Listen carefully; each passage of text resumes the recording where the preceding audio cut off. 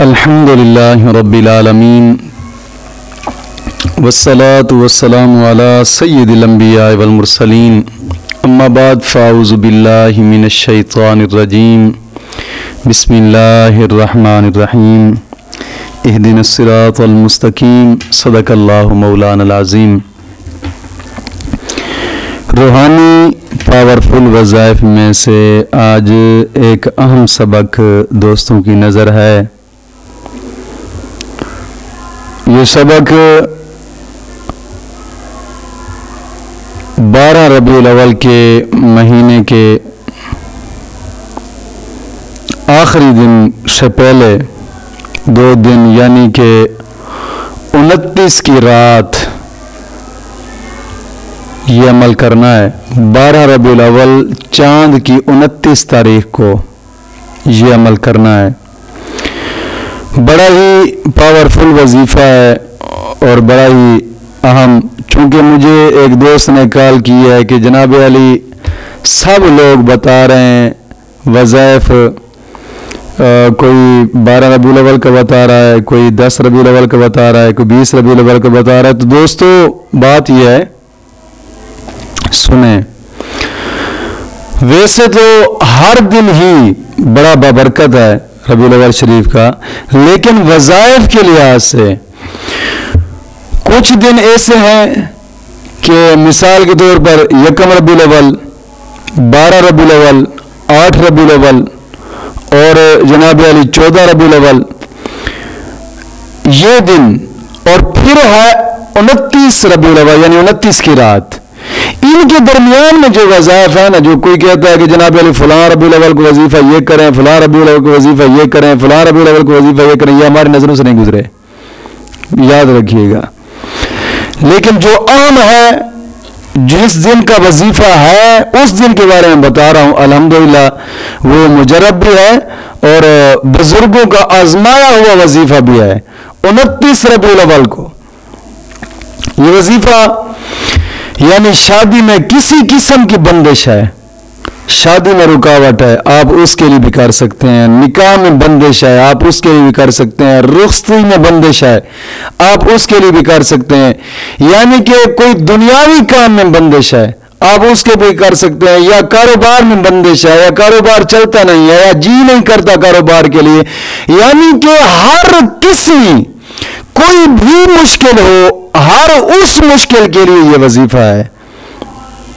شادی کے لیے بھی وظیفہ ہے، انشاءاللہ العزیز جلد از جلد ہوگی، بڑا ہی باکمال وظیفہ۔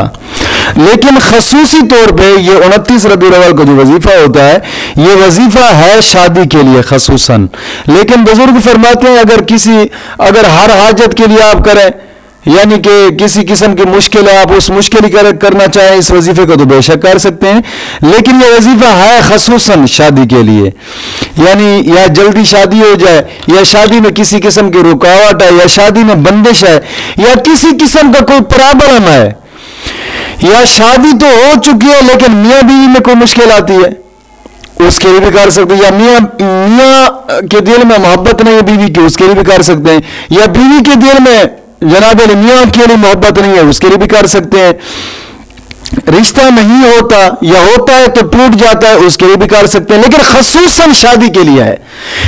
یہ جو معاملات اور ہے نا، دینی ہے یا دنیاوی ہے، یعنی ہر معاملے کے لیے آپ کر سکتے ہیں، بشرطے کہ جائز ہو، اور جائز محبت کے لیے بھی اس کو کر سکتے ہیں، جائز معاملہ ہو اس کے لیے آپ اس وظیفے کو کر سکتے ہیں۔ لیکن وظیفہ کرنے سے پہلے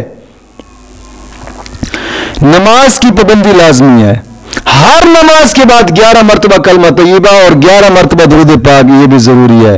انشاءاللہ العزیز ہر قسمی حاجت اس وظیفے میں آپ لوگوں کی انشاءاللہ مکمل ہوگی، ہر مقصد میں انشاءاللہ کامیابی ہوگی، ہر مقصد میں، ایک تو وظائف ہوتے ہیں ہر مقصد میں کامیابی کے، اور دوسرا طریقہ میں نے بتایا تھا قرآن محل شریف والا، کہ قرآن محل شریف میں دوستو حصہ ڈالیں گے انشاءاللہ العزیز ہر مقصد میں کامیابی ہوگی۔ اور قرآن محل شریف کا جو لوگ قرآن محل شریف کی جناب علی خیر خواہی کرتے ہیں، اس میں حصہ ڈالتے ہیں یا بنواتے ہیں اپنے پیسوں سے قرآن محل شریف. دوستو قرآن محل شریف ایک ایسی چیز ہے نا، ایسے سمجھو کہ 1,24,000 کم و بیش پیغمبر کا مزار تعمیر ہو رہا ہے. اتنی اعلیٰ چیز ہے قرآن محل شریف، کمال والا چیز ہے. میں قسمیہ طور پہ کہہ رہا ہوں، کوئی بندہ آ کر قرآن محل شریف میں اندر ڈال کر اپنی دعا مانگے، ہر دعا قبول ہوتی ہے قرآن محل شریف کے اوپر جا کر. ہر دعا قبول ہوتی ہے قرآن محل شریف میں. قرآن محل شریف بہت ہی اعلیٰ قسم کی جگہ ہے، بہت ہی اعلیٰ محل ہے. تو کوشش کرے آج، میں قسمیہ طور پہ کہتا ہوں، اگر دل کی مراد پانا چاہتے ہیں نا تو قرآن محل شریف میں حصہ ڈال کر دیکھیں، انشاءاللہ العزیز دلی مرادیں پوری ہوں گی، دلی مرادیں پوری ہوں گی انشاءاللہ العزیز. اور وظیفہ 29 ربیع الاول شریف کا وہ یہ ہے، نماز کی پابندی لازمی ہے اور ہر نماز کے بعد 11 مرتبہ کلمہ طیبہ اور 11 مرتبہ درود پاک بھی ضروری ہے. تو نماز چاشت پڑھنی ہے 29 ربیع الاول کو. نماز چاشت کے بعد بھی آپ اس وظیفے کو کر سکتے ہیں اور عشاء کی نماز کے بعد بھی اس وظیفے کو کر سکتے ہیں. لیکن نماز تہجد کے بعد سال میں 1 مرتبہ یہ وظیفہ ہے، 1 مرتبہ کر کے دیکھیں. جناب نماز تہجد کے بعد جب نماز تہجد پڑھ لیے، آپ 2 رکعت پڑھیں، 4 رکعت پڑھیں، 8 رکعت پڑھیں، 6 رکعت پڑھیں، آپ کی مرضی ہے. یعنی نماز تہجد پڑھنی ضروری ہے. نماز تہجد پڑھنے کے بعد پہلے 11 مرتبہ سورت 11 مرتبہ کلمہ طیبہ پڑھیں اور پھر 11 مرتبہ درود ابراہیمی نماز والا درود، یہ پڑھ کر 100 مرتبہ سورت فاتحہ پڑھنی ہے. 100 مرتبہ سورت فاتحہ پڑھنے کے بعد پھر 11 مرتبہ درود ابراہیمی پڑھنا ہے.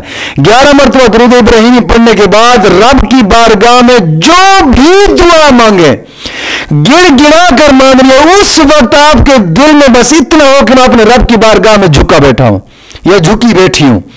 یعنی جو بھی دعا مانگیں گے سال میں 1 مرتبہ، میں کہتا ہوں آپ کر کے دیکھیں انشاءاللہ العزیز، ہفتے کے اندر اندر ہر قسمی بندشیں دور اور جلد از جلد انشاءاللہ شادی ہوگی. اور اگر کوئی اور مقصد ہے تو انشاءاللہ ہفتے کے اندر اندر وہ آپ کا مقصد مکمل ہو جائے گا انشاءاللہ العزیز. مولا کریم دین متین کی سمجھ عطا فرمائے اور یہ مقصد 1 رات میں بھی حل ہو سکتا ہے انشاءاللہ.